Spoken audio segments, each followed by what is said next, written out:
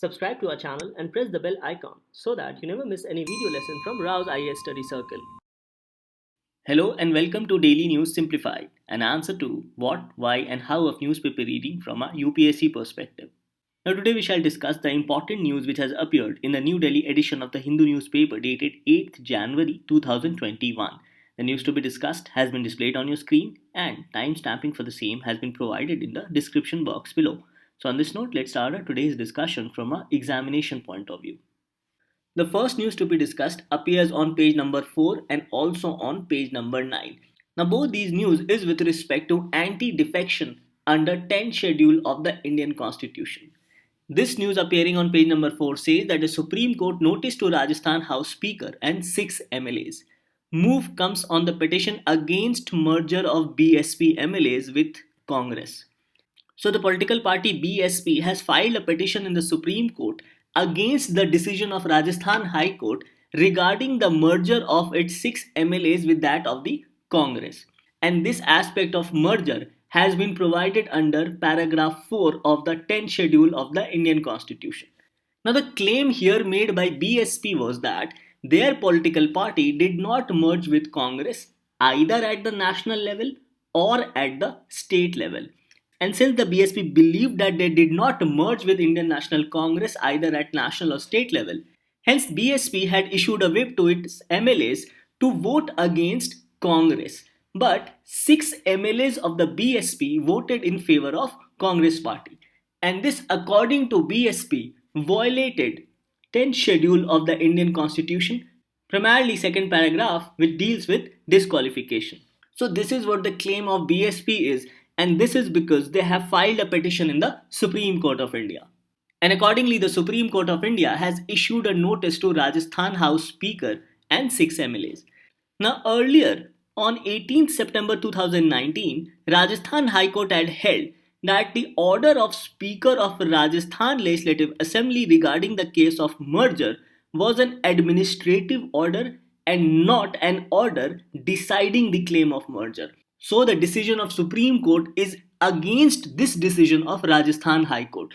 Now, since this matter is sub judice, so let's wait for the final verdict of the Supreme Court. However, this news becomes important from our examination perspective, as it not only mentions about the case of merger but also about disqualification as provided under 10th schedule of the Indian Constitution. Now, the 10th schedule of the Indian Constitution was added through Constitutional 52nd Amendment Act. Now, this becomes a very important point from your prelims point of view. Further, this particular news appearing on page number 9 mentions that Supreme Court notice to center on a petition to debar legislatures and has sought a response from the central government within 4 weeks. Now, the petition in this case has highlighted that the duration of the House is coterminous with that of the duration of the members. That is, if a house is elected for 5 years, then it also means that the members who are elected as MLAs shall also be in the house for 5 years. And it is here where it has also mentioned about anti-defection. So in this backdrop, in this case, the Supreme Court has asked the Centre and the Election Commission of India to respond to a petition to debar legislature disqualified under 10th schedule from contesting by elections during the rest of the tenure of the House.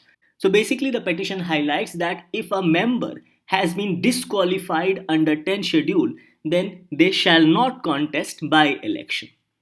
Further, the petition also highlighted that once a member of the House incurs disqualification under 10th schedule, then they cannot be permitted to contest again during the term for which they were elected. And it is here where Article 172 comes into picture, as it mentions about the duration of the House being coterminous with that of the duration of its members. So in both these news, let us understand some of the important constitutional provisions with respect to 10th schedule, certain important paragraphs under 10th schedule, and also about Article 172 of the Indian Constitution.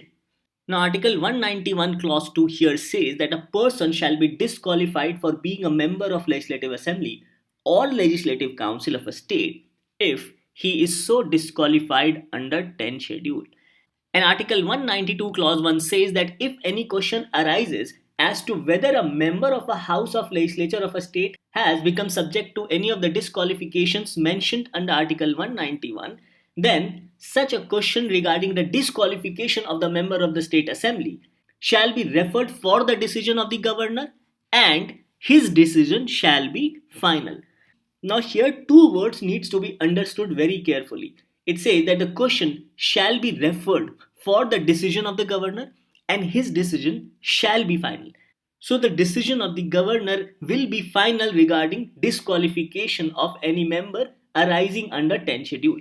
Further, Article 192 clause 2 says that before giving any decision on any question regarding disqualification of a member, the governor shall obtain the opinion of election commission and shall act according to such opinion.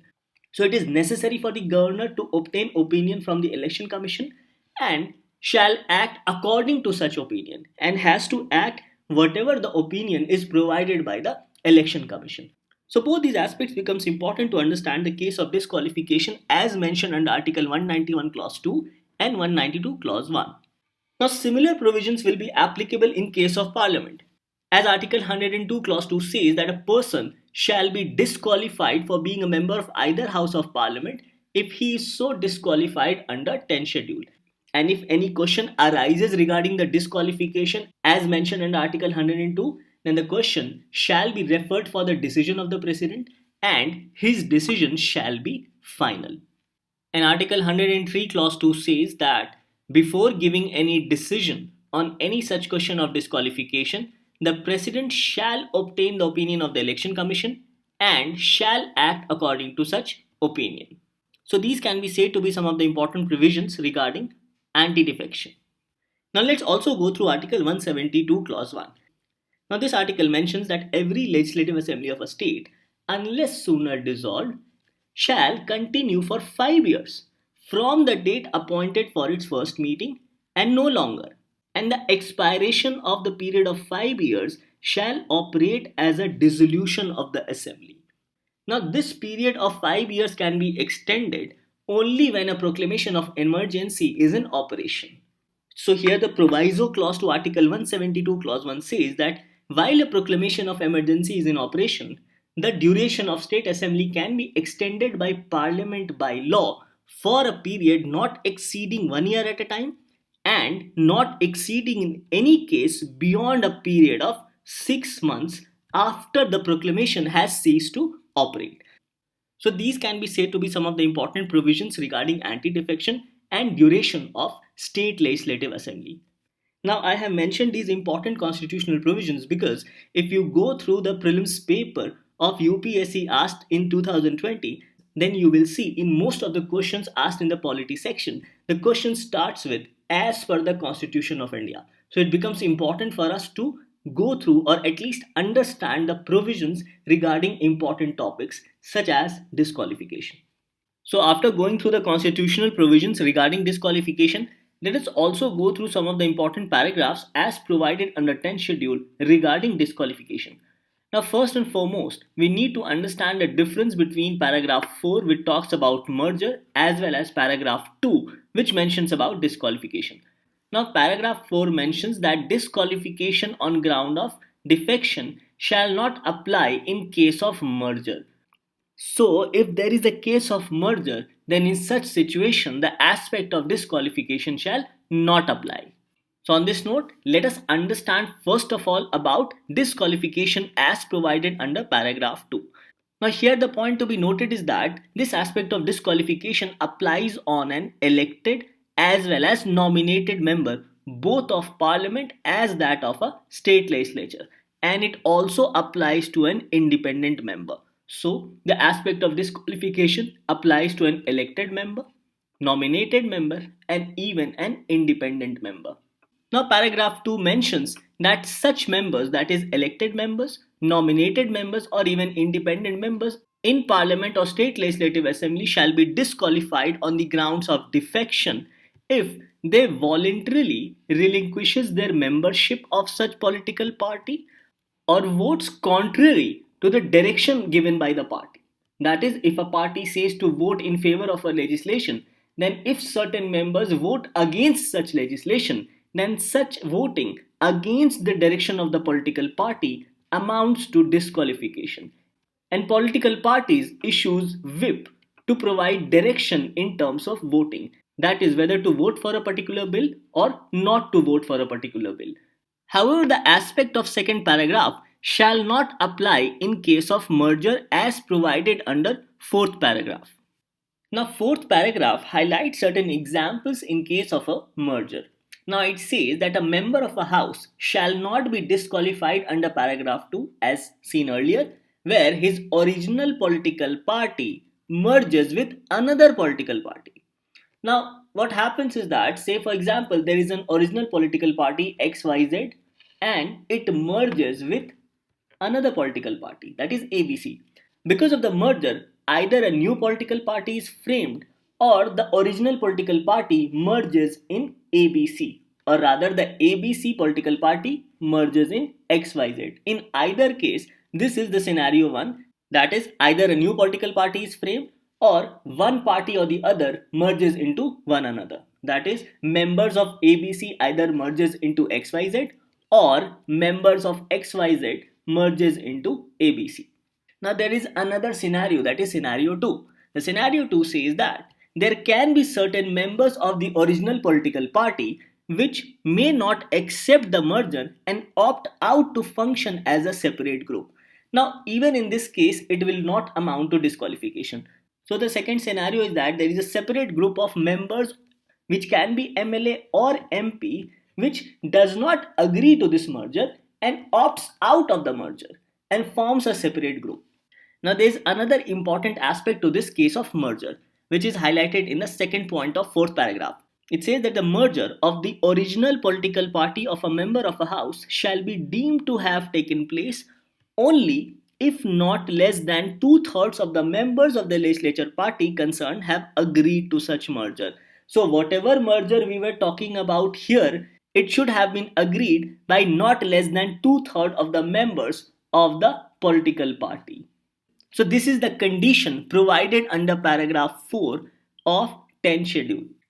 Now earlier 10 schedule also provided for paragraph 3 which mentioned about disqualification on ground of defection not to apply in case of split. So it also mentioned about a case of split, and this split was allowed in case where one-third of the members separated from the original political party. Now this aspect of split provided under paragraph 3 encouraged defection, and several instances of defection took the refuge of paragraph 3.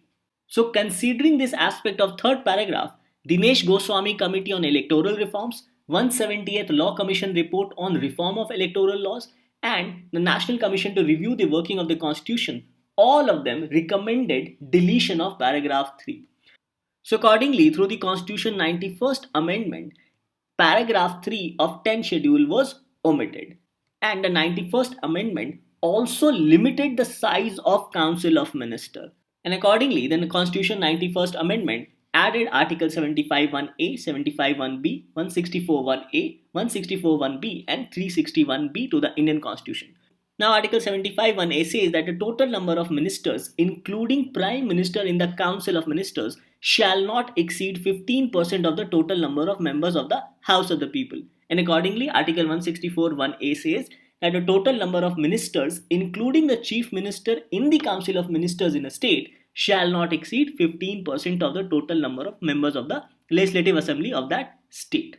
So from your prelims point of view, Constitution 91st Amendment becomes very important, especially regarding Article 75(1)A and 164(1)A, and also the fact that the third paragraph regarding split as provided under 10 schedule was omitted or deleted. So coming back to this news appearing on page number 9, let us go through the impact of defection politics on Indian democracy.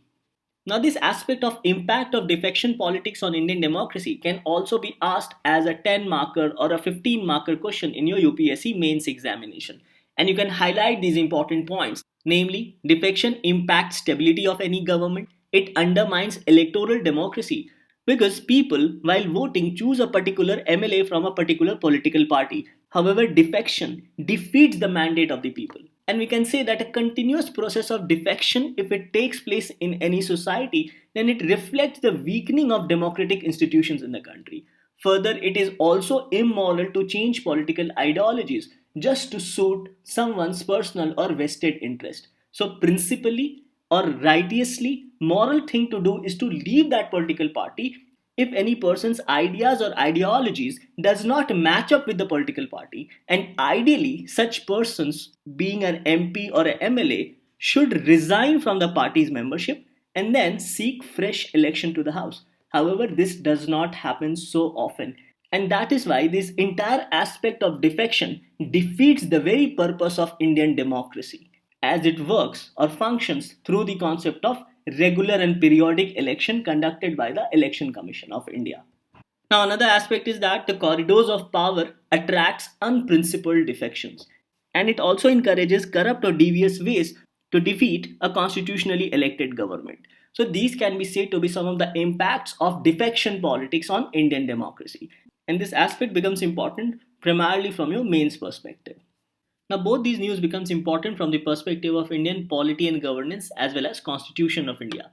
And questions can be framed in the prelims as well as mains examinations. And in the mains gets covered under GS paper 2, especially with respect to parliament and state legislatures, including structure, functioning and conduct of business. So after understanding the important constitutional provisions regarding defection as well as merger, let's move to the next article. Now next let's take up these two news appearing on page number 4 and this one appearing on page number 9. Now both these news can be seen as women centric news, as issues relating to women has been discussed in both these very important news. Now let's take up this particular news relating to Haryana. It says that a Congress leader points out gap in Haryana Panchayati Raj Act. Now, the leader in this news has highlighted that the Haryana Panchayati Raj Second Amendment Act 2020, which has provided for 50% reservation to women in Panchayati Raj institutions, is violative of Article 243D of the Indian Constitution, which provides for such reservation. Now, this is because, according to the leader, this restricts women's participation, as women are restricted to 50% participation. It is gender biased and against women. According to him, women cannot contest on seats which are not reserved for women, and as mentioned, that it violates Article 243D. Now, you must see both these news as case study. Number one, with respect to Panchayati Raj institution, and this particular news as a case study for empowering the self-help groups, especially by Rajasthan. So these state-centric news becomes important and must be seen from the perspective of social issues relating to women. So this news on page number 4 says marketing support for women self-help groups. Gehlot government in Rajasthan to launch portal for them. So this news highlights that Rajasthan government is planning for economic empowerment of women self-help groups. And accordingly, three departments of Rajasthan government have come together for branding and competitive marketing of their products through online platforms. Now, the Rajasthan government has also said that a web portal will be launched by the government for helping out the women SHGs. Now, you can discuss this particular news as a case study if asked in the UPSC mains examination. So, here the Rajasthan government, through this initiative, aims to promote the sale of handicraft items which are manufactured by women artisans in Rajasthan. Further, it says that the Rural Development and Panchayati Raj Ministry, the Women and Child Development, and local self-government departments have together formulated a plan to empower the SHGs with focus on quality, branding, and marketing of their products. Now, this will not only make a significant value addition to the production by SHGs, but it will also help to improve or rather increase their livelihood. So both these news regarding women become important from our examination perspective. So first of all, let us go through the provision of Article 243D, and then we shall try to understand the idea of social capital. So Article 243D provides for reservation of seats in the local government. So it highlights that seats shall be reserved for scheduled caste and scheduled tribe in every panchayat, and not less than one third of the total number of seats reserved under clause 1, that is here, shall be reserved for women belonging to scheduled caste or scheduled tribe. So whatever the seats are reserved for scheduled caste and scheduled tribe as provided under clause 1 of Article 243D, one third of such seats shall be reserved for women belonging to scheduled caste or scheduled tribe. Further, Clause 3 of Article 243D says that not less than one third of the total number of seats to be filled by direct election in every panchayat shall be reserved for women. And this one third of the seats includes number of seats reserved for women belonging to scheduled caste and scheduled tribes. Further, clause 4 says that the offices of the chairpersons in the panchayats at the village or any other level shall be reserved for the scheduled caste, the scheduled tribes, and women in such manner as the legislature of a state may by law provide. So, this provision allows the legislature of a state to make any provision regarding reservation of scheduled caste, scheduled tribes, as well as women. Now, this provision further highlights that not less than one third of the total number of offices of chairpersons in the panchayats at each level shall be reserved for women. So, these are some of the important points highlighted in Article 243D of the Indian Constitution. Now, in this news regarding the marketing support for women self help groups, the Rajasthan government thinks that such a help will add significant value with respect to the goods produced by these SHGs, and it will also enable the self help groups to make their presence felt in the market. Now, women SHGs would also be encouraged to shift from farm based to non farm based sectors, as it will allow them diversification of their activities, and it will also help women SHGs to increase their livelihood, especially for women. Now, here the Rajasthan government is also planning to open a retail counter for women SHG so that they can promote the sale of their handicraft items manufactured by women artisans. So, overall, this can be said to be a very progressive step for women SHGs. Now, such a step by Rajasthan government will improve social capital as it will allow different members of the society, especially women, to come together for certain initiative. And it is in this backdrop we need to understand about the importance of social capital. Now, this term social capital was first used by L.J. Hannifin, who was a state supervisor for rural schools in Virginia in the United States in 1916. Now, he used this concept of social capital in the context of communities' involvement in successfully running of schools. However, this concept entered into social science literature in the 1980s. Now, slowly, this term started assuming economic role or economic connotation, and it was also accepted as a factor of production in developmental theory. Now, social capital refers to those institutions, relationships, and norms that shape the quality and quantity of society's interaction. So, overall, we can say that social capital consists of trust, mutual understanding, shared values, and behavior, which overall helps to bind together the members of a community and make cooperative action possible. And the basic premise with respect to social capital is that such interaction enables people to build communities, to commit themselves to each other, and also to knit the social fabric. So, we can say that overall, a sense of belonging and a concrete experience of social networking and the relationship of trust and tolerance that can evolve can bring great benefits to people. So, these can be said to be the importance of social capital. Now, theoretically speaking, social capital organizations play four crucial roles in the society. Number one, they play the service role. Second, they play the value addition role. Third, they play the role of advocacy or social safety valve. And fourth, they help in community building. So these four can be said to be about the role of social capital. Now the details of the social capital have been taken from Second Administrative Reform Commission, and its details you can go through in the PDF.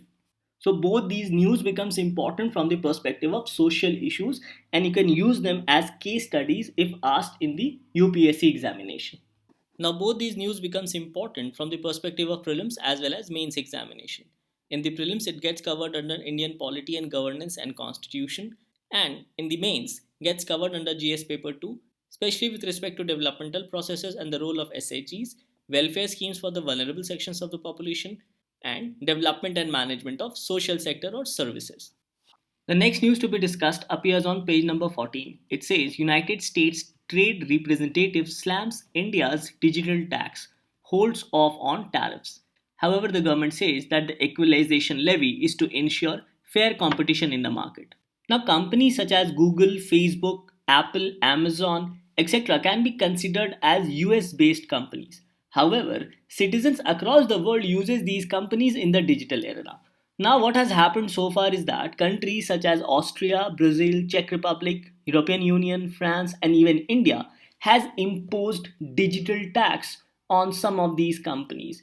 And these tax are basically tax on internet based non-resident companies. So the question is that why digital tax by these countries on these companies?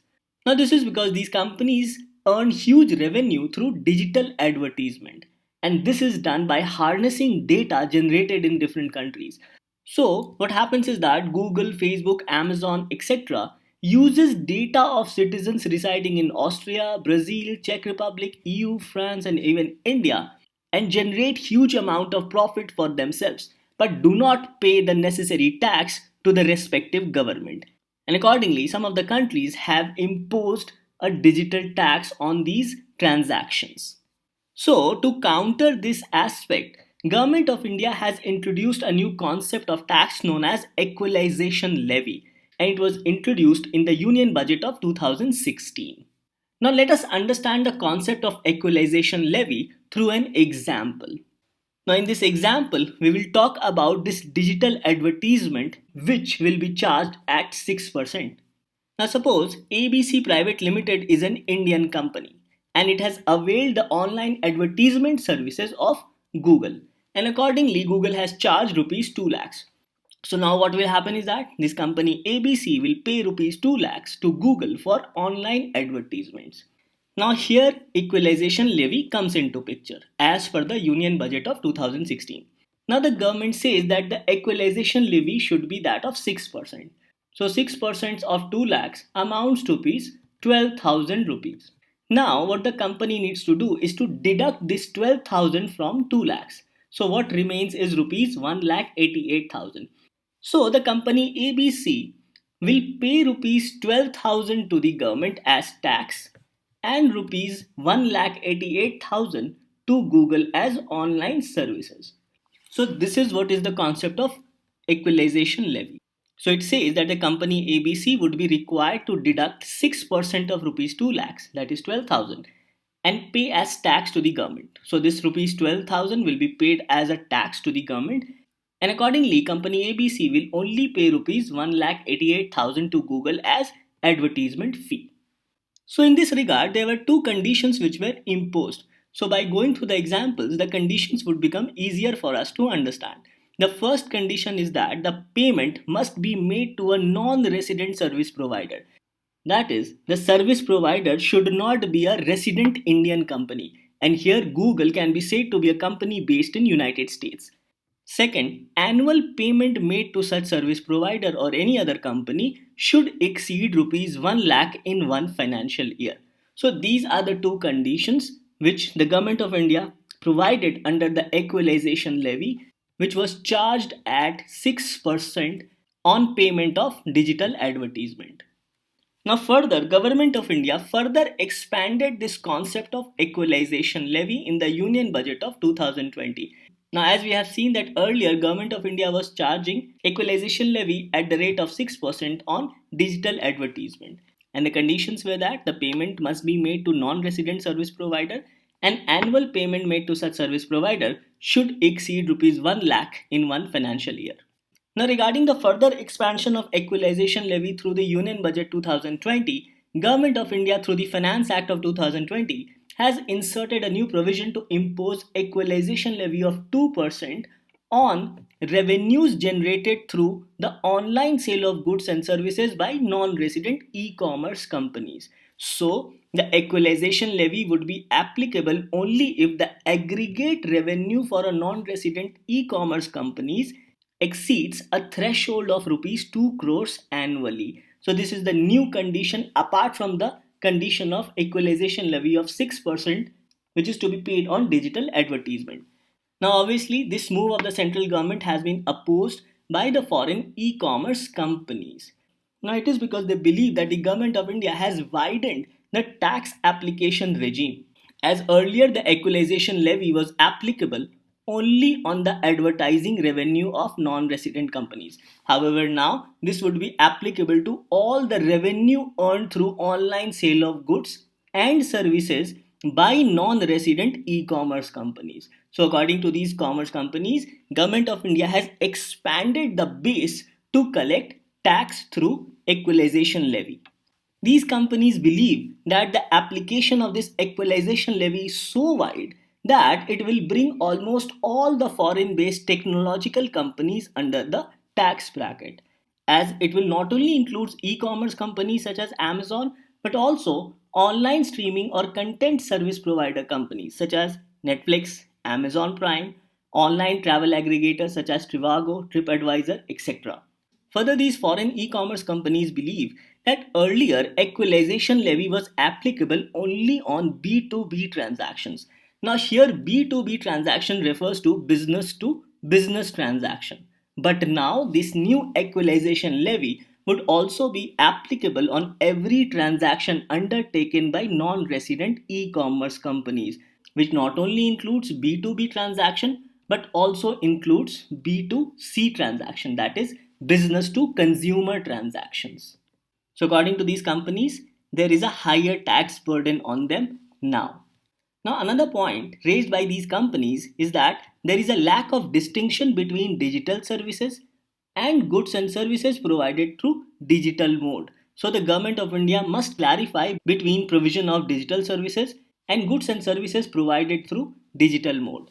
Now, this can be highlighted through an example, namely, watching a movie online, say on Netflix or Amazon, can be considered as digital service, hence liable to tax.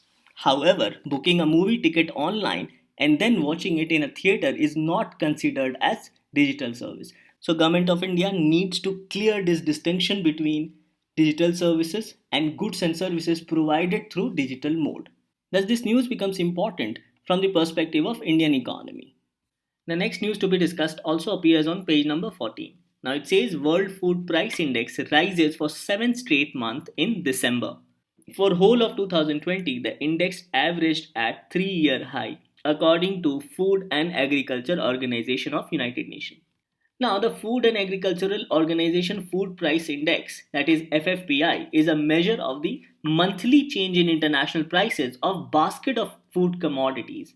And overall, there are 5 commodity groups. Now, this topic of World Food Price Index was also covered in the October 2020 edition of the Focus magazine under the title Food Price Index and Baltic Dry Index. So, the 5 commodity groups includes meat, dairy, cereals, vegetable oil, and sugar. And these commodities represent about 40% of gross agricultural food commodity trade. Now, these commodities are chosen for high strategic importance in global food security and global trade. Now, another important point is regarding the base year. Now, the base year for this index is 2014-16. Now, earlier the base year was 2002-4, but this has been changed to 2014-16 as 2014-16 was considered as the most representative period for most markets in the past 10 years. So based on these 5 commodity groups, the FAO releases cereal price index, dairy price index, meat price index, as well as sugar price index. Now, regarding Baltic Dry Index, this index is an economic indicator issued daily by the London based Baltic Exchange. And this index provides an assessment of the price of moving of major raw materials by sea. Now, the Baltic Dry Index takes into account the freight rates for bulk commodities such as coal, iron, ore, and grain. Now, the importance of Baltic Dry Index is that if there is an increase in the index, then it means increased economic activity, and it is often considered as a leading indicator of future economic growth. So, if the index increases, it means that the freight rates have increased, thereby indicating higher demand for raw materials such as coal, iron ore, etc. And hence, an increase in the value of index points to an increased economic activity, hence higher economic growth. Now, other indices for tracking freight rates include the Baltic Dirty Tanker Index for crude oil and the Baltic Clean Tanker Index for petroleum products. Now you can remember these points from your prelims point of view. Thus this topic becomes important primarily from the economy point of view. Now moving to the last article which appears in the archive section. Now it is regarding the Duke's visit around Swaraj and Khilafat movement. So from this archive you should know about Swaraj and Khilafat movement. Now the moment when we talk about Khilafat, we also associate non-cooperation movement with it. Now, regarding Khilafat, it was a movement of Indian Muslims led by Muhammad Ali and Shaukat Ali, also known as Ali brothers, which demanded the following. It said that the Turkish Sultan or Khalifa must retain control over the Muslim sacred places in the erstwhile Ottoman Empire, and the Jazirat ul Arab must remain under Muslim sovereignty, and the Khilafat must be left with sufficient territory to enable him to defend the Islamic faith. Now, Congress supported the movement, and Mahatma Gandhi sought to conjoin it to the non cooperation movement. So, Khilafat movement should always be studied along with non cooperation movement. Now it was because Gandhiji hoped that by coupling non-cooperation movement with Khilafat, India's two major religious communities, namely Hindus and Muslims, could collectively bring an end to colonial rule. And these movements certainly unleashed a surge of popular action that was altogether unprecedented in colonial India. So the idea of Mahatma Gandhi to conjoin non-cooperation movement with that of Khilafat actually worked for a certain period of time. As students stopped going to schools and colleges run by the government, lawyers refused to attend the court, the working class went on strike in many towns and cities, and according to certain official figures, there were 396 strikes in 1921 alone, which involved around 6 lakh workers and also a loss of 7 million work days. Now, the villages of India was also seeing certain discontent as the hill tribes in northern Andhra violated the forest laws, farmers in Awadh did not pay taxes, peasants in Kumaon refused to carry loads for colonial officials, and these protest movements were sometimes carried out in defiance of the local nationalist leadership. Further, the peasant workers and others also interpreted and acted upon the call to non cooperate with the colonial rule in ways that best suited their interest.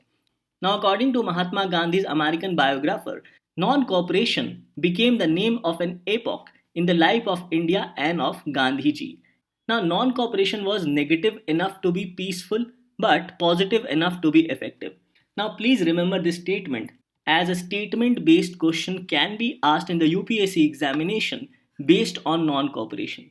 And this statement has been provided in the NCERT book.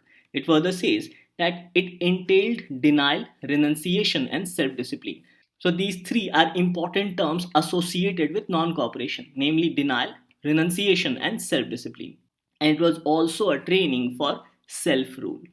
So it says that as a consequence of non-cooperation movement, the British Raj was shaken to its foundations for the first time since the revolt of 1857.